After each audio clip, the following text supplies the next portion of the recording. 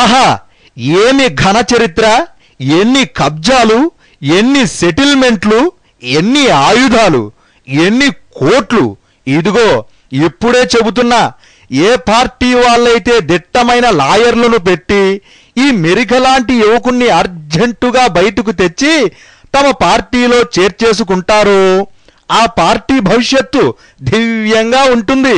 ఎంచేతంటే ఇవాళ రేపు మహాత్మా గాంధీ కాకుండా ఇలాంటి మహా క్రిమినల్స్కే పబ్లిక్లో యమా క్రేజు, గ్లామరు ఉన్నాయి. కాదంటారా?